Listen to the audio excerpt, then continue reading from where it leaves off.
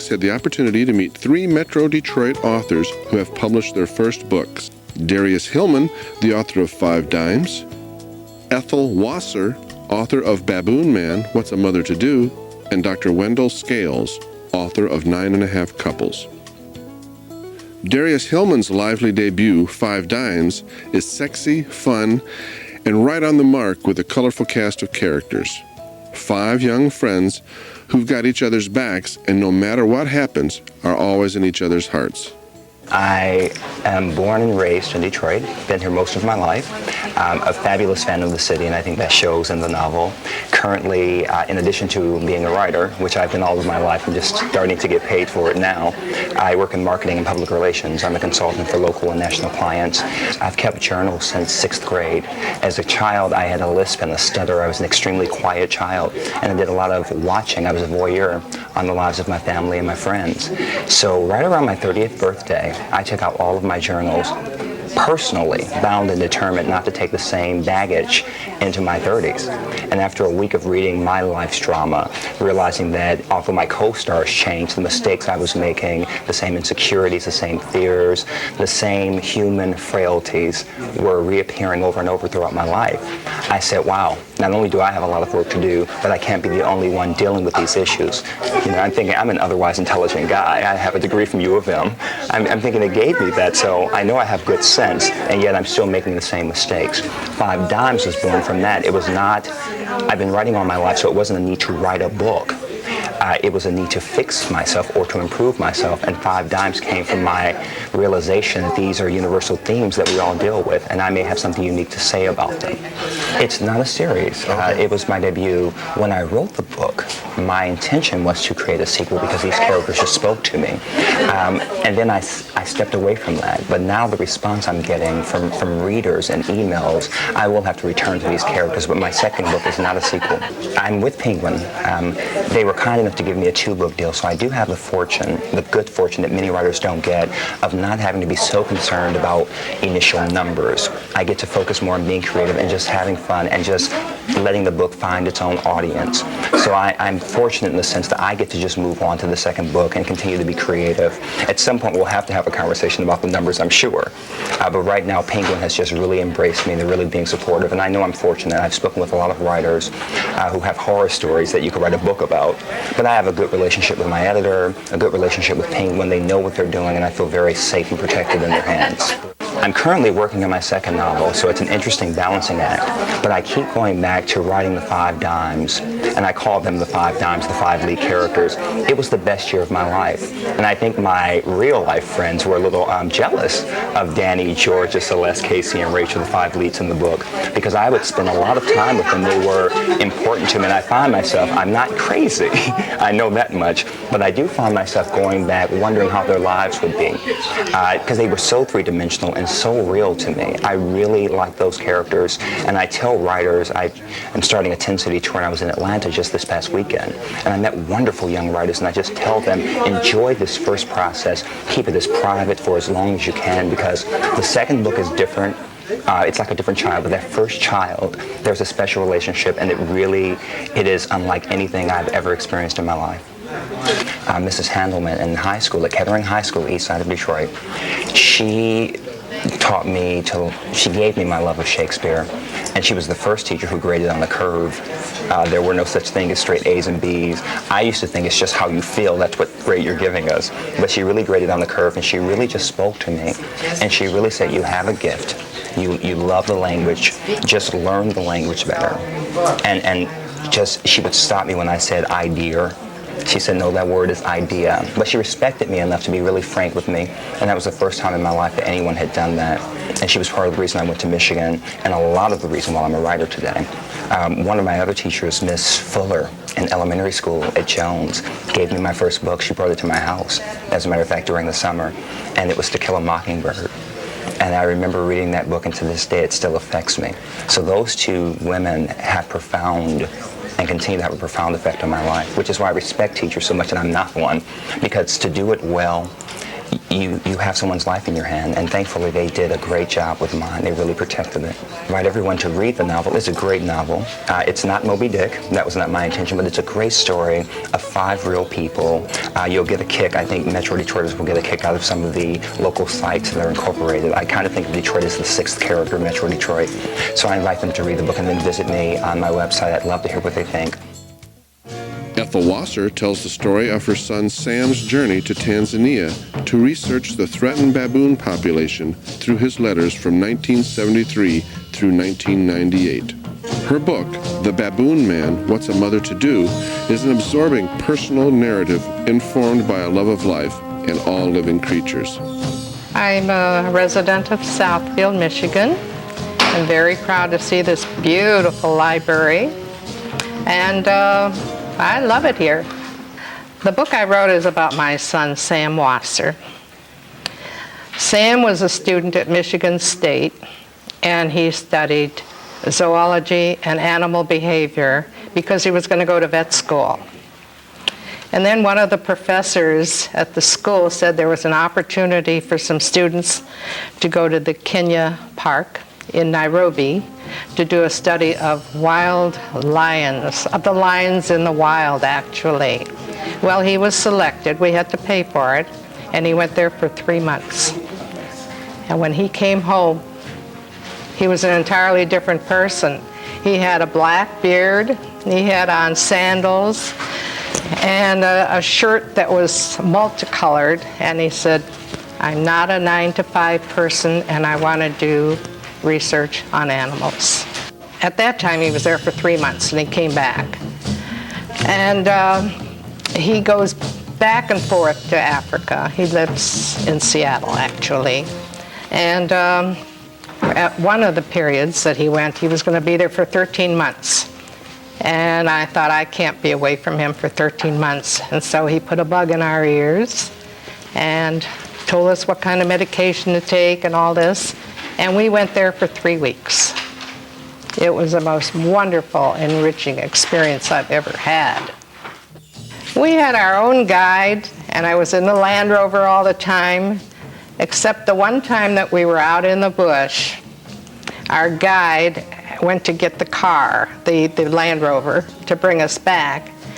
And I was petrified because I could hear the roars of the lions, and it was very scary. Sam started out studying baboons. And as time went on, he had a crew working for him, and he'd come back to Seattle. But he started doing DNA work now. It's unbelievable what they've done with DNA work, and that's mostly what he is doing now, although he still has a group in Africa studying his baboons. One day I was cleaning out some drawers, like a good housekeeper, you know, and I found all of his letters since he was 19 years old, and actually Sam just turned 50, believe it or not. Anyhow, I put them in chronological order, and as I read them, I thought, my God, this is a wonderful story to tell. As I read the letters, I said, this is a wonderful book to write. And so I started. And truthfully, it took me about 6 years. The reason is that my husband was very ill for the last 4 years, and I couldn't do anything. But on his deathbed, he said, get your book published. And I did it. Actually, it was very difficult to get a publisher. You have to know somebody, or you have to have published before. Of course, I sent manuscripts out. I heard from some vanity publishers. One of them said, he'll put me on TV, he'll put me on the radio, give me a lot of exposure, and it would only be $11,000. Well, I didn't have that kind of money to give him. And then I was warned against vanity publishers. I heard from a few others. So, and I spent so much time in the library writing to different publishers. It was difficult. Finally, I do volunteer work at the Fleischman residence in West Bloomfield.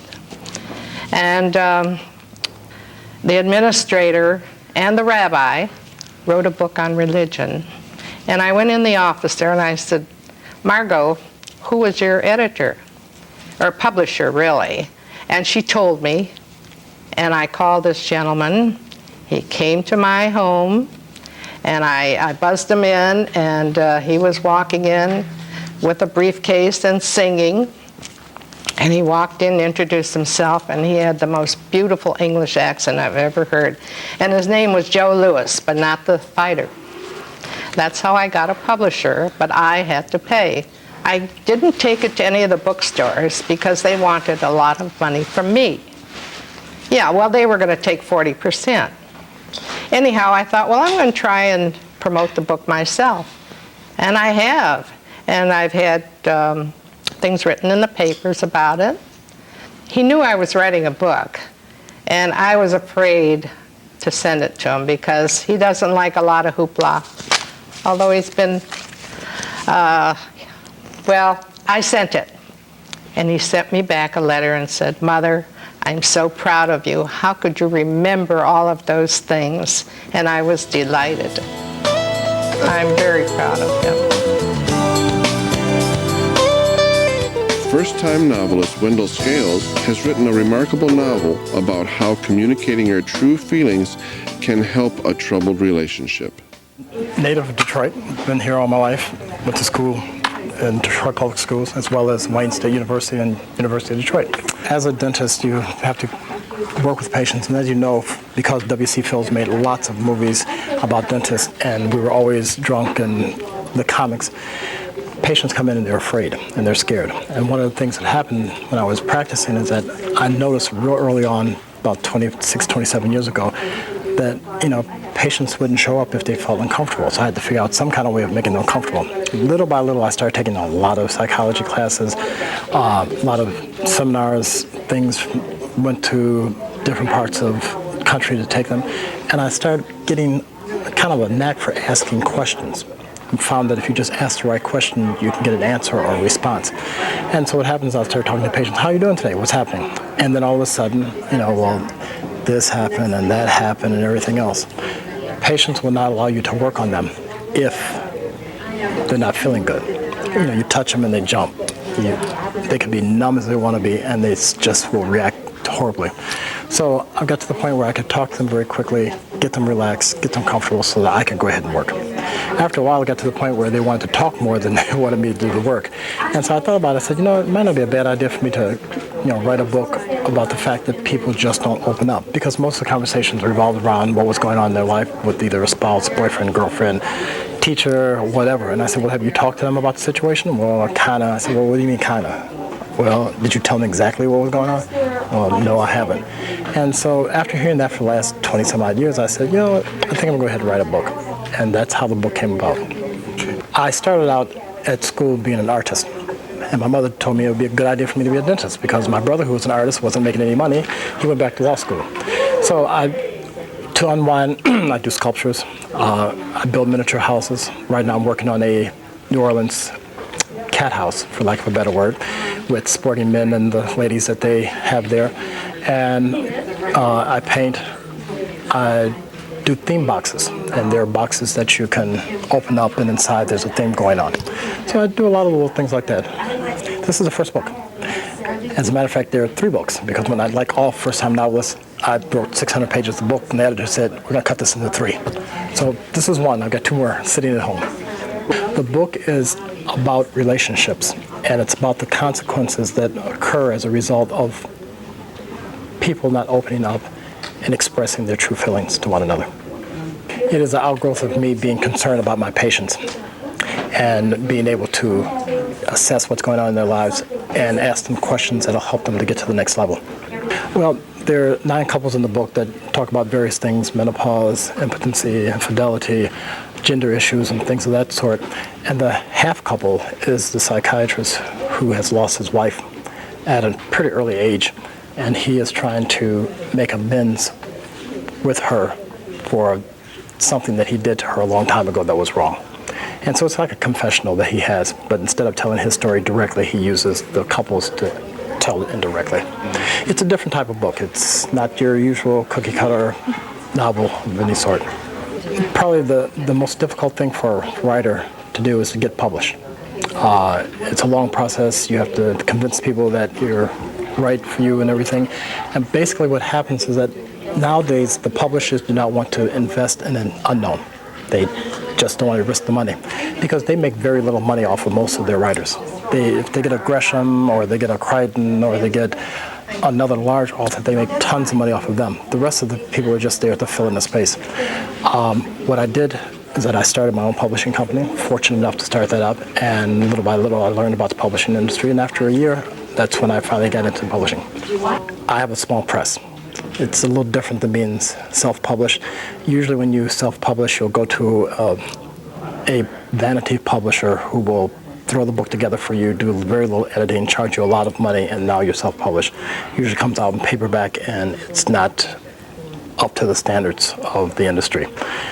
Because I own a small press, I went through the exact same things that the guys in New York and California do, step by step by step. What I hope would happen with the book is that, of course, people would be able to read it, enjoy it, possibly learn something from it, and tell their friends. What I also would like to do is capture the eye of a large publisher who would come along and pay me big money and purchase a book, and then I can get into the publishing industry that way. But right now, a portion of the proceeds go towards domestic violence, something that's near and dear to my heart, which is why I wear the little purple and white ribbon. And my main goal is to make sure that people feel good about themselves after reading the book.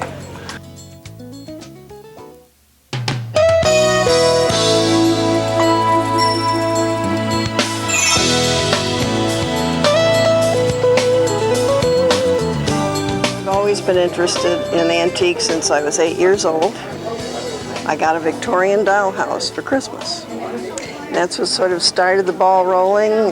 My father was a doctor. He always decorated with antiques even in his office because, let's face it, that makes people more comfortable to have more homey atmosphere. I have a few heirlooms around. So I'd like to maybe touch on what is not suitable for a real antique shop.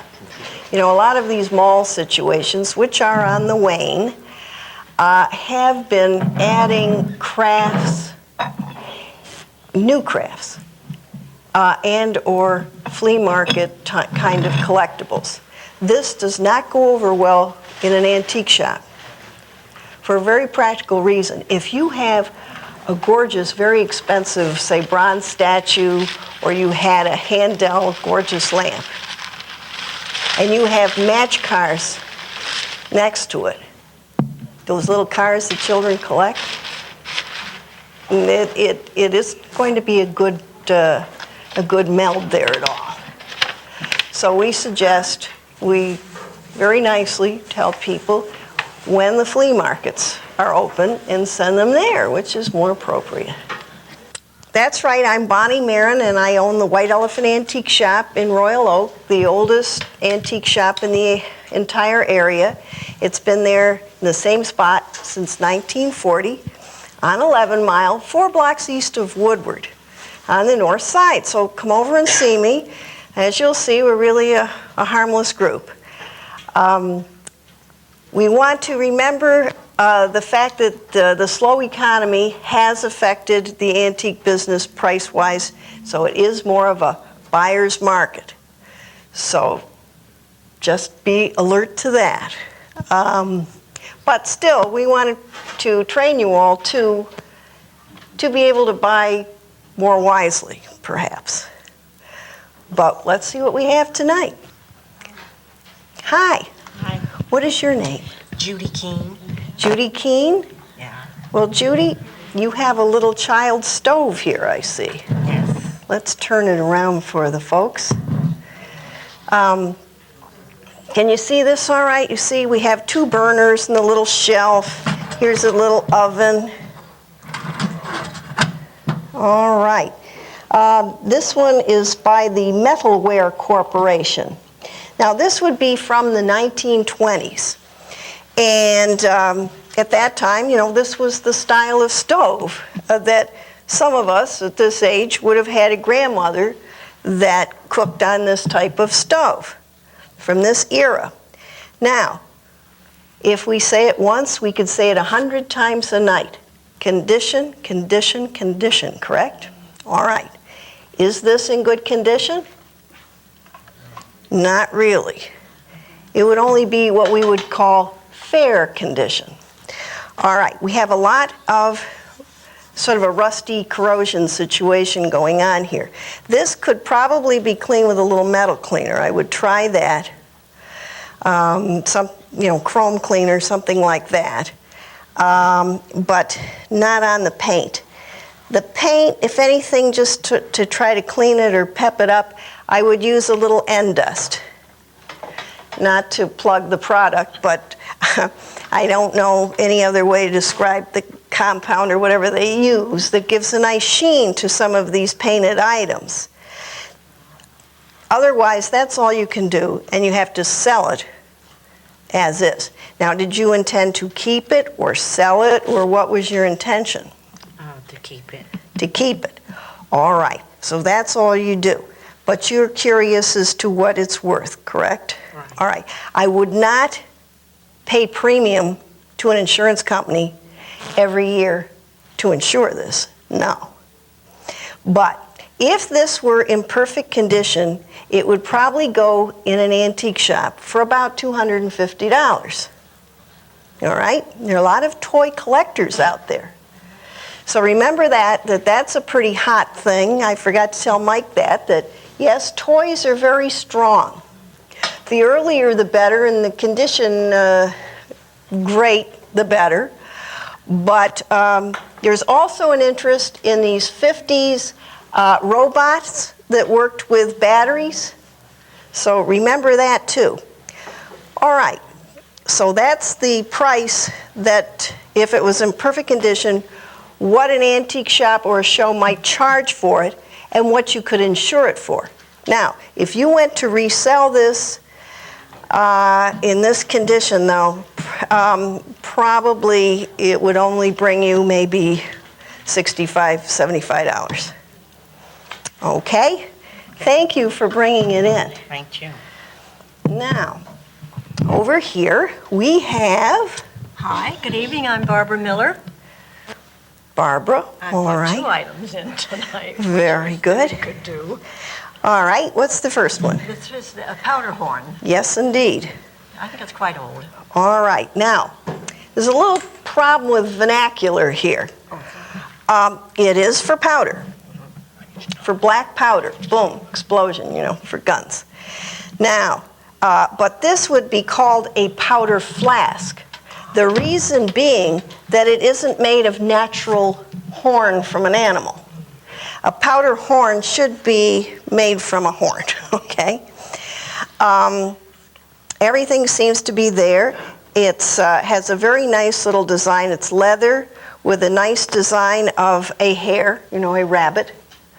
So something like this from the late 1800s, we would probably, if you were to insure it, again, I don't know that this is something you want to pay premium on, but would be the highest $150. Mm-hmm.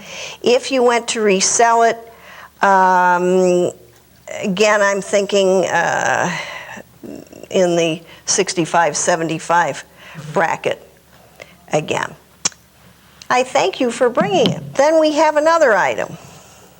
This was published in 1907 by a Frank Baum, who did the Oz stories. All right, Ozma of Oz, illustrated by Neil and by Frank Baum, as she says, B-A-U-M.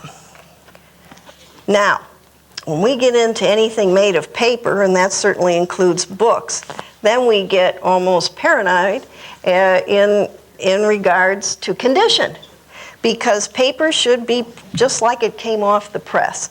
Obviously, this is not. But it's in pretty good condition, the illustrations and so on. For being 100 years old, pretty near. Yes. All right, and we have some yellowing happening. All right, it's pretty good. Now, I can't tell you exactly. I'll tell you, though, that the young man that works for me, Sean Day, is highly knowledgeable in books. He is at the shop every other Saturday. He will be in this Saturday. If you call him between the hours of 12 and 5, he will tell you about your book. And then if it's in a good ballpark, then he'll ask you to bring it in so that he can really see the condition of it, so you're really sure where you stand. And that would be the best thing to do about that. But it definitely is worth checking out. But I have to say, folks, that most books that people have are worth $1, $2, $3, $4 is all. So, and one thing we do look for in books are nicely bound books.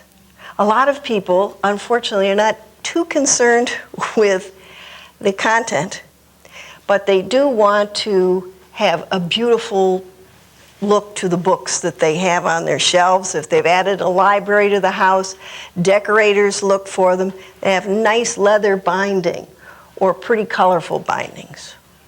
All right? Thank you. Thank you. This young lady, what is your name? Helen Singer. Helen Singer. Nice to have you here. All right, let's take a look at what you have here. All right.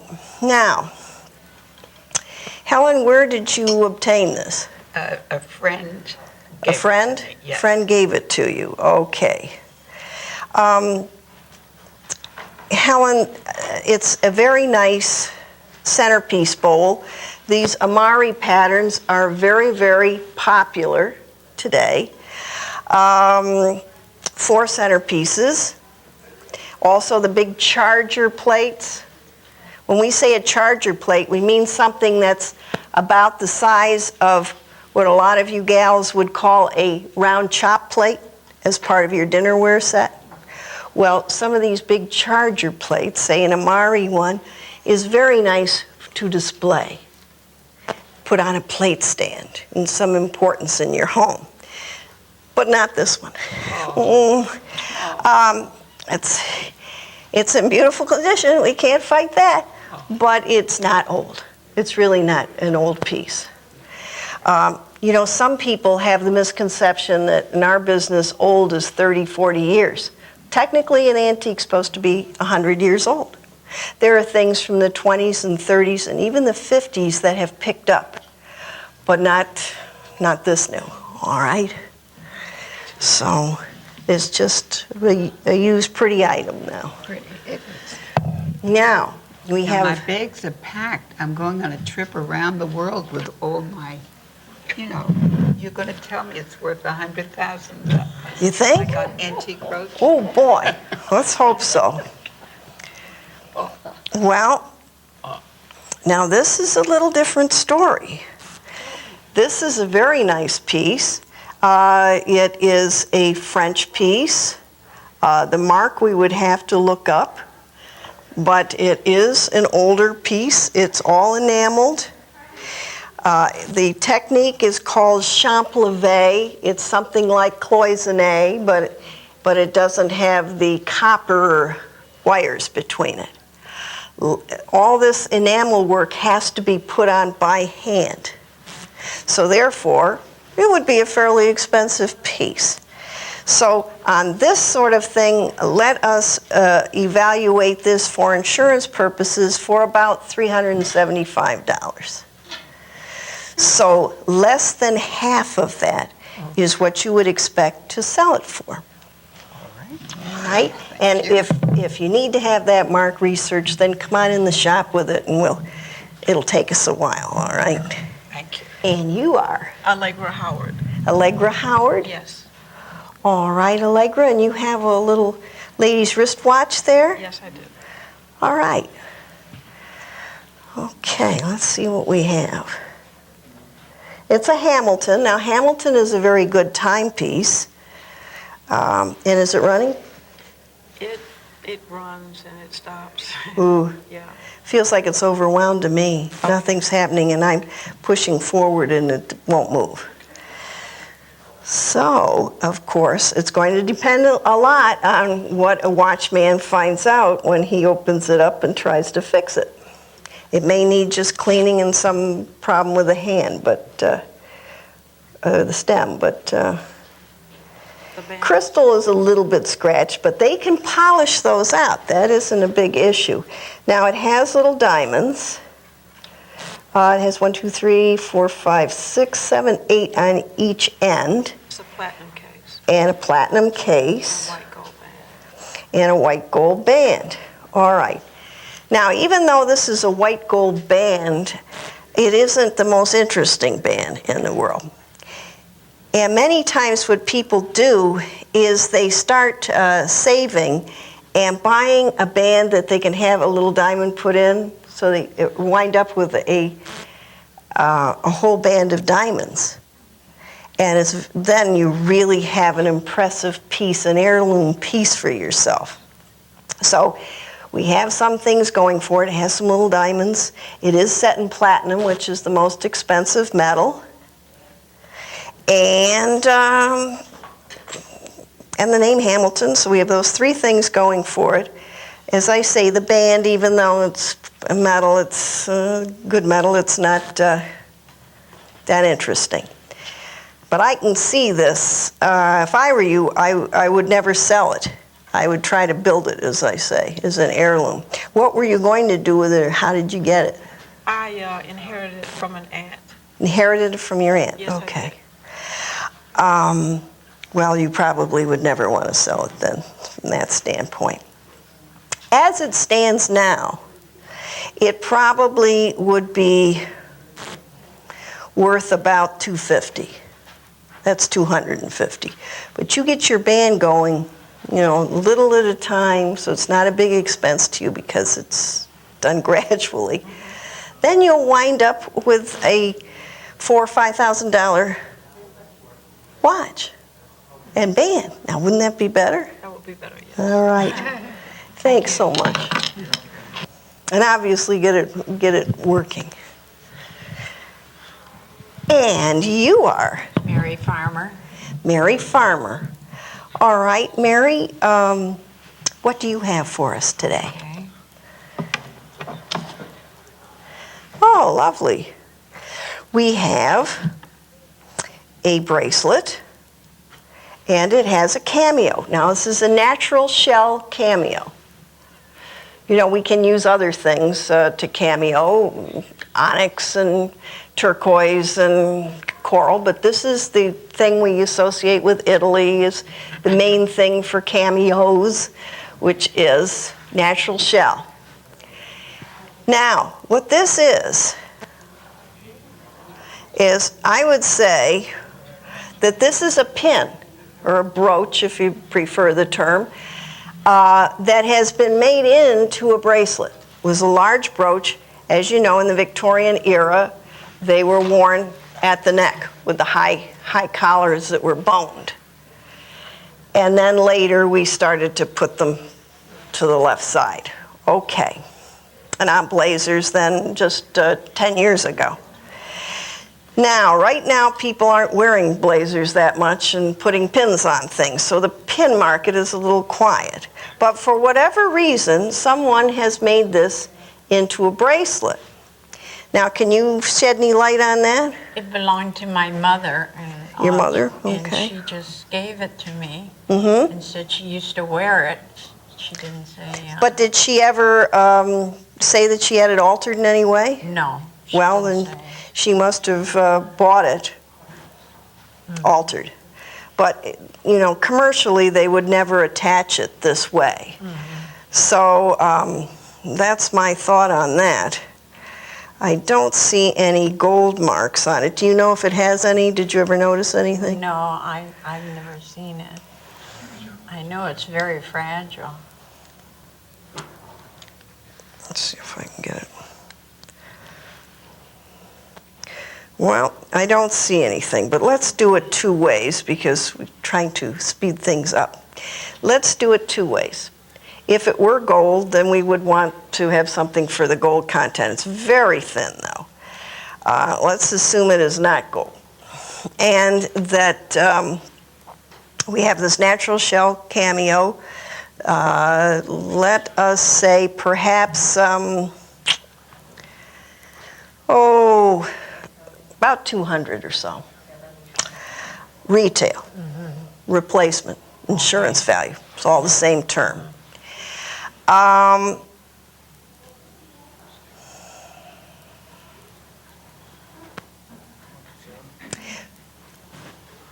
It would be hard to resell because anyone who is a collector who has some background is not going to like this combination, it tells me.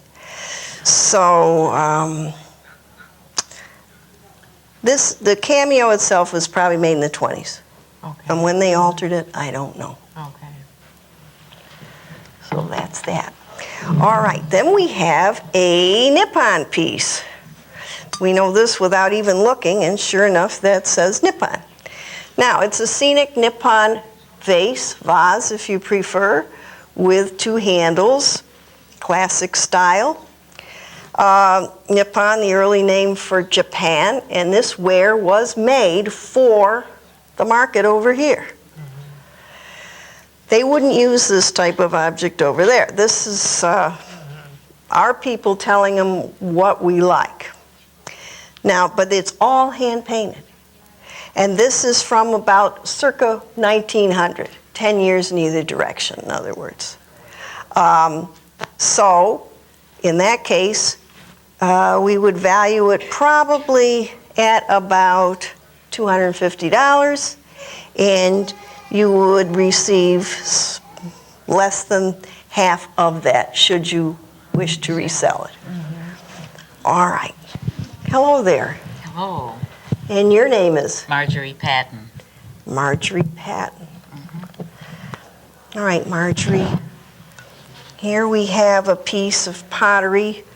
Now, where did you get this? My grandmother. Your grandmother. All right. Ah, Fulper. All right, Fulper is a very collectible brand of art pottery from the 30s, from the 1930s. Nice glaze, very nice. I don't see any defects in it whatsoever. So I would say that this probably is in the $350 bracket for replacement value. Very nice. Centerpiece bowl. Nice.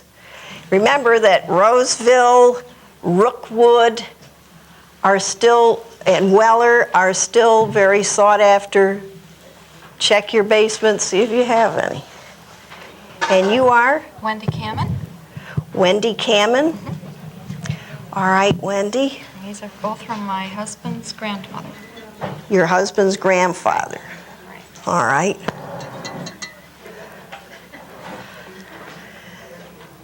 All right. It's a little sign piece of sculpture that is very classic in style, obviously, but it's not marble. It's not bronze. It's not even spelter, which is white metal or pot metal. Germans call it spelter, and we've kind of taken that tonier name on. Also, condition-wise, this is losing a lot of finish, and part of the toe is missing at the big toenail. Now, this is plaster of Paris, but we have even a nicer name for plaster of Paris. We call it chalkware. You like that? So she's pretty. She's probably from the 1920s or so. It was signed by an artist, but again, it would be a copy of this artist and of his original works. But it's pretty well done. If it were perfect, if her toenail was still there, and the finish, you see, if this finish were better, what would it be worth? It would probably sell in an antique shop for maybe right around $150. But with this problem, no, they would steer away from it because of the condition. Okay. But thanks for bringing it. And now we have a pitcher. It's a Metlock. Oh, All right.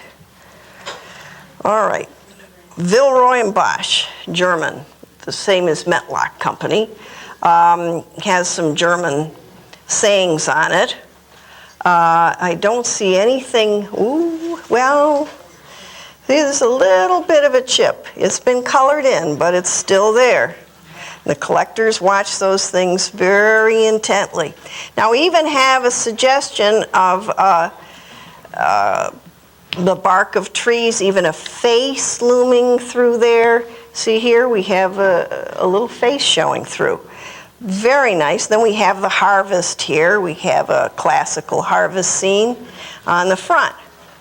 All right, what would this run if she was absolutely perfect? Another defect there. When we get up into that category, then we jump suddenly to the $450, $550 realm for insurance. Okay. So that's where we are there. Now we have this little lady here. What is your name? Thelma Primer. Thelma Primer. All right, Thelma. All right, we have a tankard here. Now, how did you acquire this? I bought it at a sale. Bought it at a sale? Years ago, probably 50 years ago. Well, okay, about 50 years ago. All right. The condition isn't A1 on this. It has some dents on They were it. all there when I got it. They were all there. They were all there when you got it, though, yeah. Well, and here's another dent up here. It's pewter, but it is unmarked as to who might have made it. I would assume that it's probably, well, we have the date of 1872. F.C. Lang is the person this was given to. It's in a heart. Probably, if it were perfect, someone would buy that as an antique stein in this $400 to $500 bracket. All right. All right, and you are? Robert Maggott. Robert Maggott. Maggott. And you have a sword. Tell us about this. The Napoleonic Wars, and I think it's from his campaign in Turkey. And I believe it was made around 1780, German made. Well, it seems to be Interesting in stuff in the, lovely inscriptions on the condition. scabbard. Yeah. And also the sword itself has a lot of inscriptions on it. All right. Well, we would need a military specialist on this. And I think that we would refer you to somebody. And if you call again when Sean is there, the bookman, he is a little more educated into the military end. He can tell you something there and refer you to the right place. Linnell Rice. All right, Linnell, tell us where you got these. These were pieces that I inherited from grandmother that were always in her china cabinet. This is actually one of 6. I have 6. You have 6? Okay. Actually, I have 6 of these and only 5 of these. Oh. Yeah, I know. So it's not complete. I've been hearing 6 champagne or sherbet and 6 plates. Little dessert plates or under plates for these, for sherbets. There's really an under plate. Yeah. And then this little piece, all right, which might be an iced tea or something like that. All right. Remember, they were all sets of 12. What is the possibility of finding the other 6 to go with these? Very slim. All right. Companies like Fostoria made over 450 patterns. Do you know how hard that is to find? They never signed a thing. These are not So, right. So then it's even harder. So your matching services aren't going to be any help. If the gold, and the gold has to be not worn, has to be in excellent shape, because there's no way to touch those up either. Not that you would want to live with. So basically, we're talking maybe high retail of $20 a piece, that's all. And your other piece here, which is Depression, you know, it's a nice looking bowl. All right, and it's in a green, and they like colors because more clear was made than anything else. They like blue and pink and this green. Probably, this would be in the 30s. This would be about a $45 bowl. All right, and you are? Audrey Miller. Audrey Miller. Mm-hmm. What do you have here tonight? Well, I have a watercolor that was done by Wallace Nutting, a small watercolor. Whoops. Would you say It's that a again? small watercolor done by Wallace Nutting? Nutting, yes. All right. And this is a Picasso reprint. Mm-hmm. All right. Now, this Wallace Nutting is very nice. This is its original frame. And he was quite an interesting man. He also designed furniture. It's quite nice. In full color, an outdoor shot. Now, the outdoor ones don't run as much money as the indoor shots. There were less indoor ones. But this little one would be about $95. Now, you talk about the stock market.